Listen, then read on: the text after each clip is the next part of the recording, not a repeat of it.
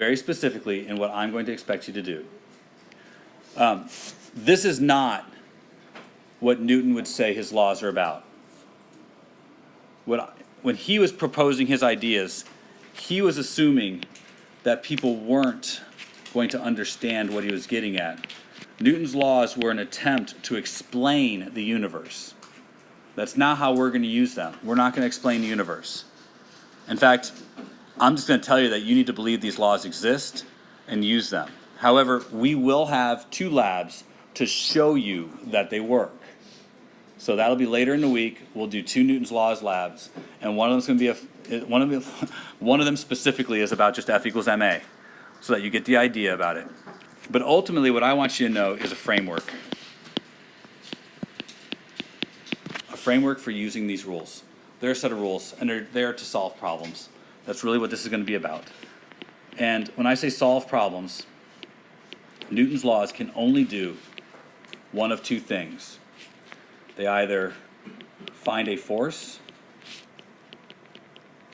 or an acceleration.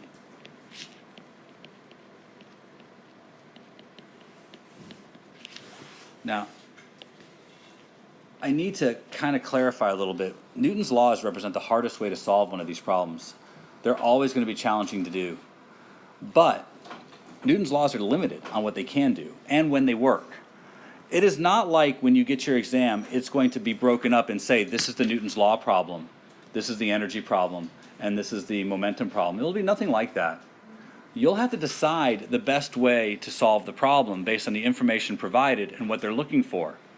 And note that there's every reason to believe every problem has more than one way in which to solve it. Now, Newton's laws work, but they only work in certain conditions. And so here's some things to look for to note whether Newton's laws is the right condition in order to solve the problem. One, is there an acceleration?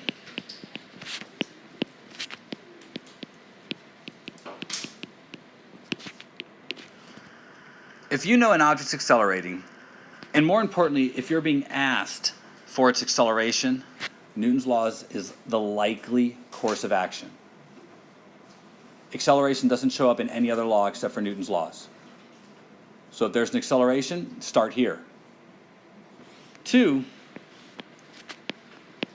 are the forces constant? It is really difficult for us to use Newton's laws if they're not constant. Just consider this. You guys who were in the class last year or had physics before, if I have a box and a ramp, even if it has friction, are the forces likely to be constant? Yeah, nothing's changing. The ramp angle's not changing. The frictional force is based on how heavy the box is. Nothing is going to change in this system. Newton's laws will probably tell you what you want to know. If your ramp is like this instead, Newton's law is going to work for you. It's very unlikely. Every time the angle changes, the friction changes. Every time the angle changes, the amount of force down the ramp changes. There's no consistency here at all. I would dissuade you from using forces here. It is unlikely you'll be able to use forces to figure anything out in this problem. So when you're looking at a problem, look to see, are there things about the system that are constant? If not, there's a caveat.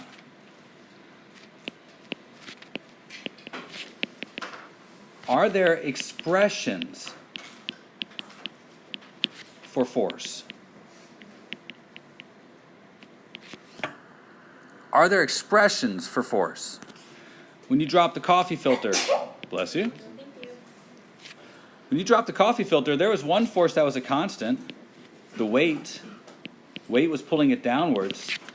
And although not all of you have had much physics, we talked about the fact that there was a drag force acting upwards. We had an expression for the drag force. We said the drag force was proportional to the velocity. That's an expression for a force.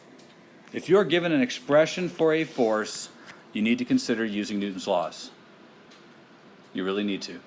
It might not be the right way, but you need to consider it. But this is it. doesn't fit one of these, you're unlikely to use Newton's laws. So, as a framework goes, I want to talk about how we use Newton's laws as a framework. And I want to first start out that as a framework, I'm going to give you a set of steps. This is probably the only time in here where I have what I feel is a firm set of steps that will always help you solve these problems. It's not always easy, but in the beginning, I would really, really encourage you to use this set of steps. Now, as an aside,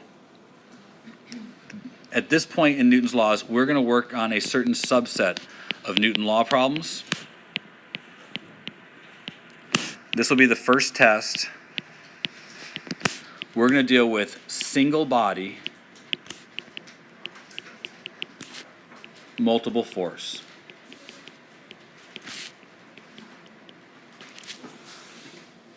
That's what we're working on first. So we are going to cover the actions on a single object. That object might be experiencing multiple forces. Those forces may or may not be constant, but there will always be an expression for them. But we're only going to focus on a single object. After the first test, we're going to move on to multi-object systems. Now, that doesn't mean a whole lot to you, except that right now we're dealing only with the first and second law.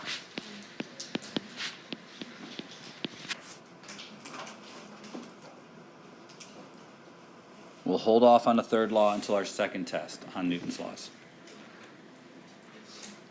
which is where we start.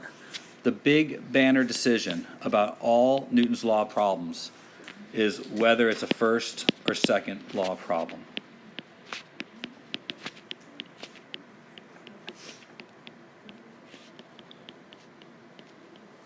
I will always encourage you to try and identify which law applies before you start the problem. Now, for those of you who don't have any experience, that's okay. Let's talk about each of them. The first law, I call it the law of inertia.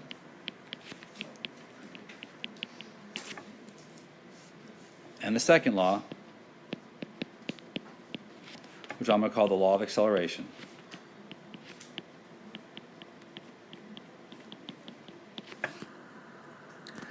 Now, there's what I want you to know, and then there's the colloquial that you already do know. So let's talk about the colloquial term you've already heard before. I'm not going to write that down. But for the first law, the law of inertia that's pretty popularized is that objects in motion tend to stay in motion. That's kind of the colloquial, popularized version of the law. That's not what I want you to know. But if you've heard that phrase before, you've heard a bit of a bastardization of what the first law is about. It's missing some things and isn't clear. But the first law is about this concept of inertia. That objects continue to move because they have inertia. Now, we're going to be very specific about it. The way I want you to know this law is very particular. And although we will probably never use it in this way, it's what the law really states. Here we go, ready? Objects will maintain their state of motion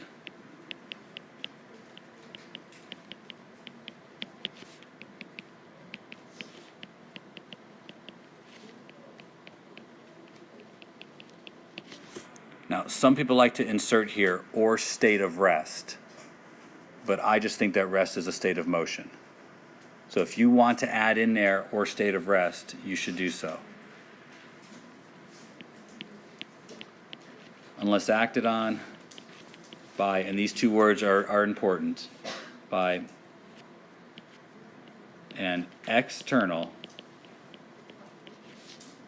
and unbalanced force.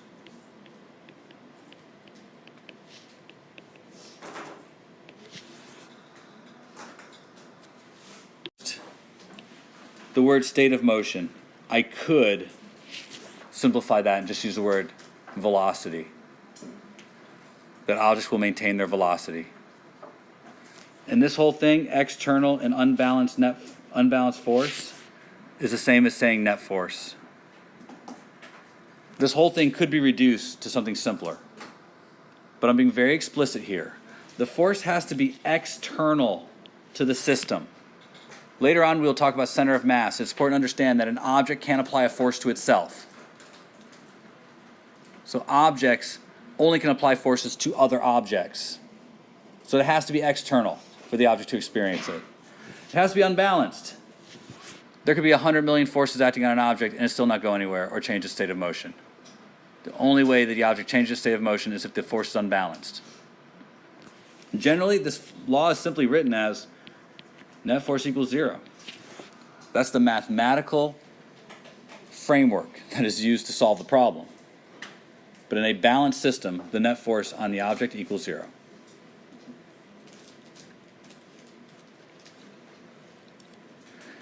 Now, the second law really isn't any different than the first law, except that it deals with what happens when the forces are unbalanced. So I think you know what I'm going to say here, but objects experiencing an unbalanced external force will accelerate. That's Newton's second law.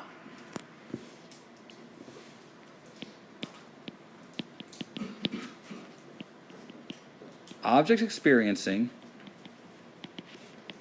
an external and unbalanced force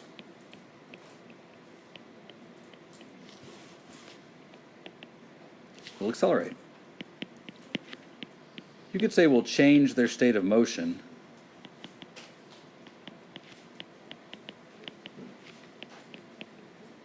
But acceleration is much better.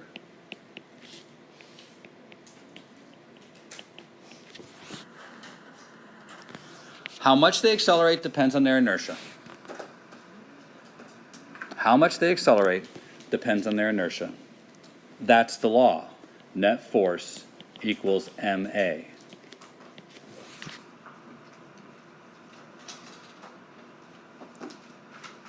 People familiar with my class are very familiar with what I'm going to say next, that these are not equations. These are instructions. We don't treat these like equations. Sigma F equals ma is not what you would consider an equation. An equation is something that you can just has representations in it already. This doesn't. This specifically says to add up all the forces acting on your object and set those forces equal to ma. The direction of the unbalance will be in the direction of the acceleration. There's a lot happening here that's not obvious. And although I'm going to start with some very, very rudimentary and simple examples, I want you to understand that there's kind of an intricacy and complexity here that's not obvious. And for example, the first thing I want you to understand about this is that these are vector equations. Because they're both vector equations, when I say net force equals 0 and net force equals ma, well, we don't have to assume one dimension. If the net force equals 0, then that means the net force for all the forces acting in the x direction equals 0, the net force for all the forces acting in the y direction equals 0, and the net force for all the forces in the z direction equals 0. We can only work in one dimension at a time. Our forces, though, don't have to be one-dimensional. They can be three-dimensional and must be broken up into components that fit in the x, y, and z direction. That's the same here. Which means we might have an object that is accelerating in more than one dimension. And the amount it accelerates in each dimension will depend on the net forces in those dimensions. These are vector equations. Vector equations require we consider all the directions that a problem can act. AP is going to probably hold us to 2 dimensions. Well, I think 2 is enough. So, let's consider our first example, because I have a simple, straightforward example I want to use that will allow us to see how we can apply the rules. And to me, the rules really revolve around drawing appropriate free body diagram, which is what I'm going to outline right now. My example for us to use from the beginning is an elevator. I want to talk about an elevator being accelerated upwards by the tension in the cable. So, Here's my elevator. I don't really know who's in it, don't care. I'm not worried about who's in the elevator. The elevator has a single cable acting on it. And the elevator is accelerating upwards at 1.2 meters per second squared. That's the acceleration.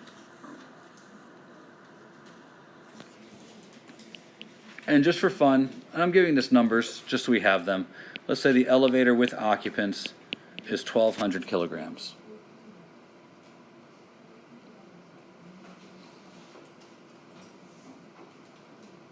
Now, the first thing I believe you should do when faced with any problem that you're going to use Newton's law to solve is decide, is it a first or second law problem?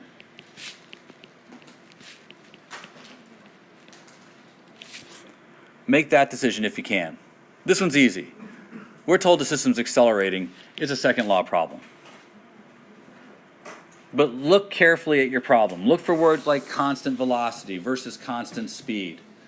Look for issues that indicate the forces might be balanced. Look for some clue as whether it's a first or a second law problem.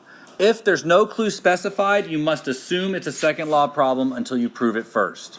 I mean, if you don't have enough information, you have to assume second law. Your next step, which is the one that I will be the most critical on at the beginning, is draw a free body diagram.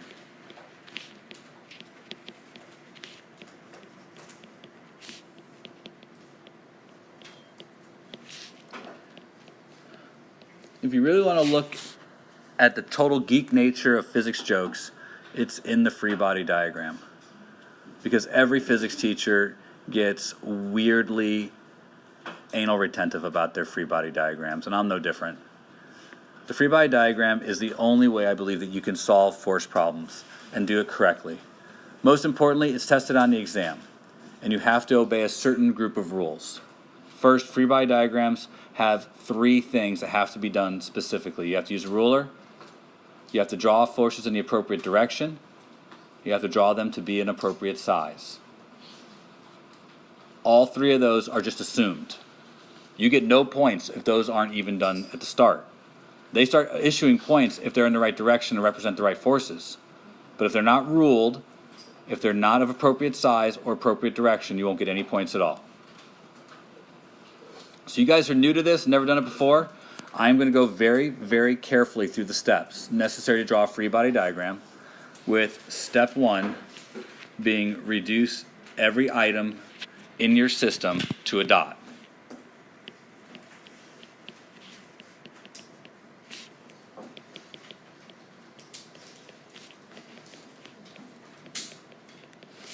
So when I say that, I mean that any object that has mass must be represented with a dot. So if it's only one object, 1 dot.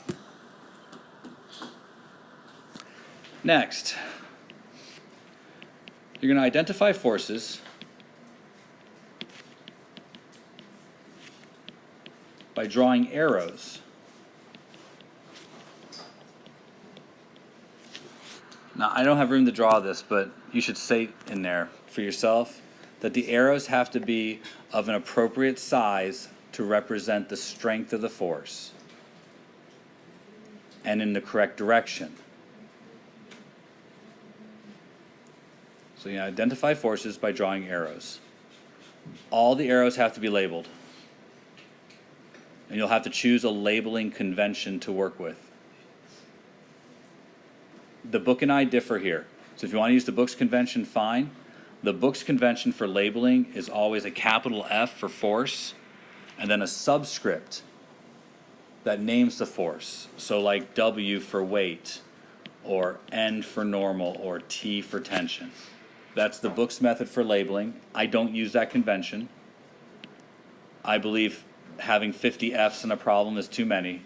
So I will use the capital letter of the name of the force. So tension, weight, those are going to be what I'm going to use. So I will use the capital letter. You may choose to use whatever one you wish, but pick one and stick with it. First, We identify fundamental forces first.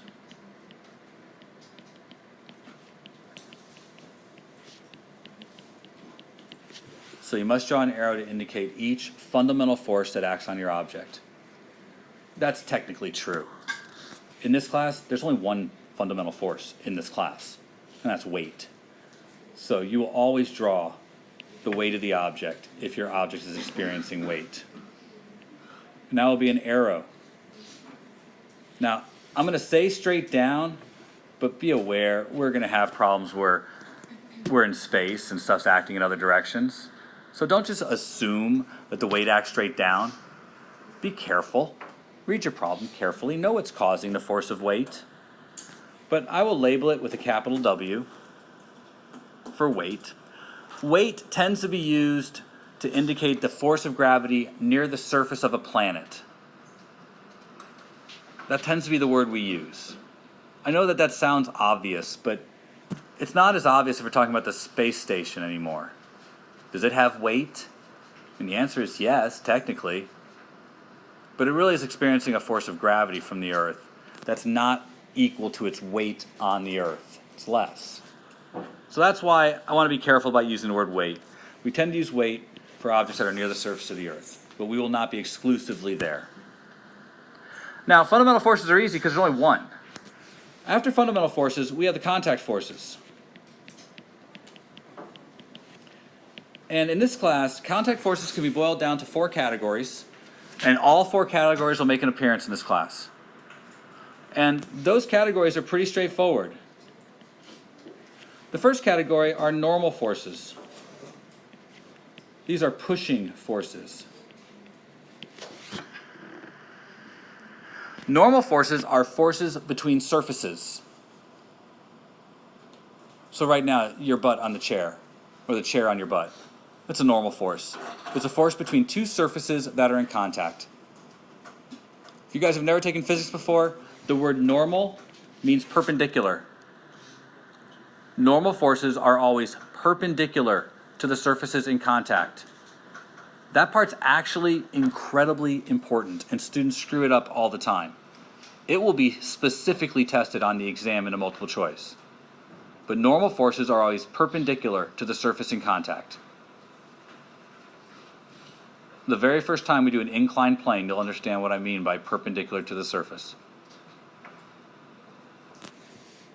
The next force are tension forces. These are pulling forces.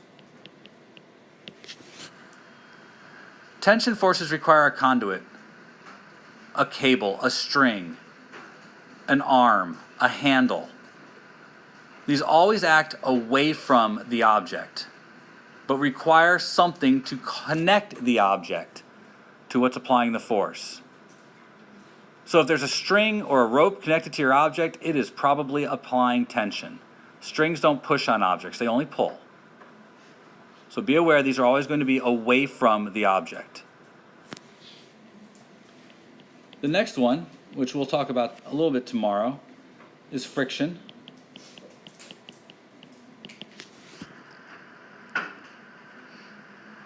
Friction is the force between 2 surfaces sliding with respect to each other. That's the technical definition. Friction is a force between 2 surfaces sliding with respect to each other. It is always against the motion of the sliding surfaces. It's always attempting to prevent sliding. Always.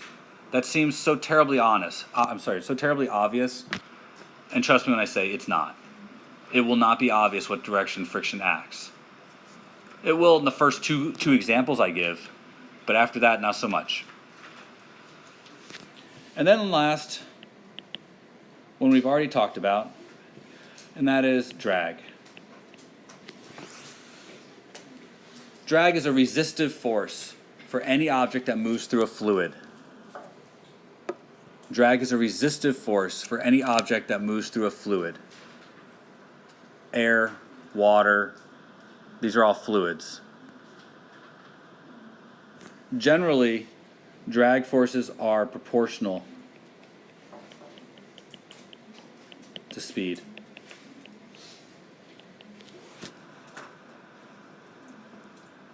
They could be proportional, proportional squared, or some kind of complex proportionality.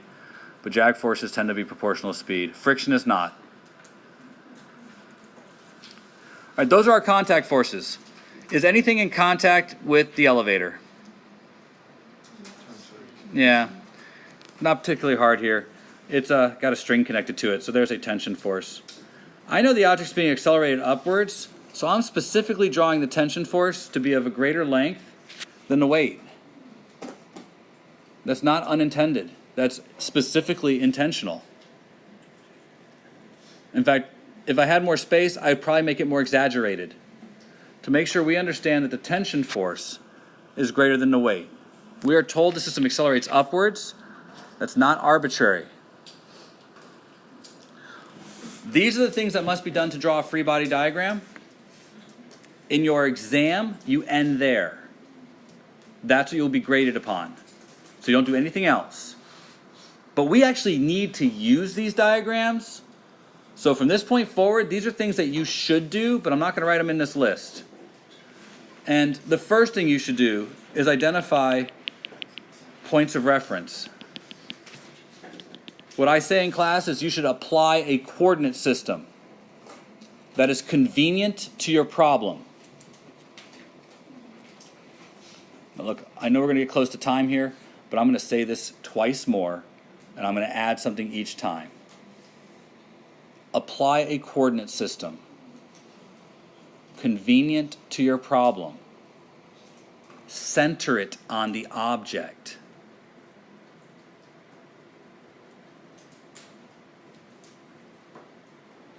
And I find it helpful to point one of your directions in the direction of the acceleration.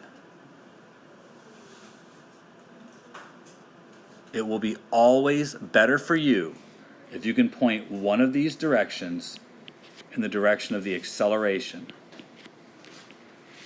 Trust me, pay attention to that detail.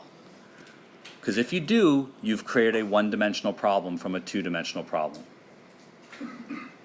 So point one of your directions in the direction of the acceleration.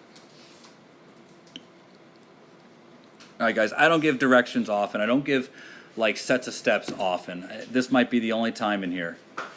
Force problems are already challenging. You need a place to start. This is your place to start.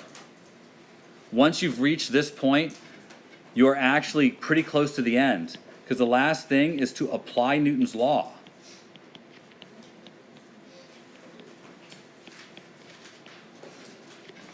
That's the last thing you do, but it's what's left. We said that this system is a second law problem, so we're going to say net force equals ma. That's applying Newton's law. In fact, what I'm going to say specifically here is add up all the forces and set them equal to ma. There are two forces. I've identified them as positive and negative already by my coordinate system. So I will say tension minus weight equals ma. That is applying Newton's law. Now there's more to this problem. We'll have to figure that out tomorrow.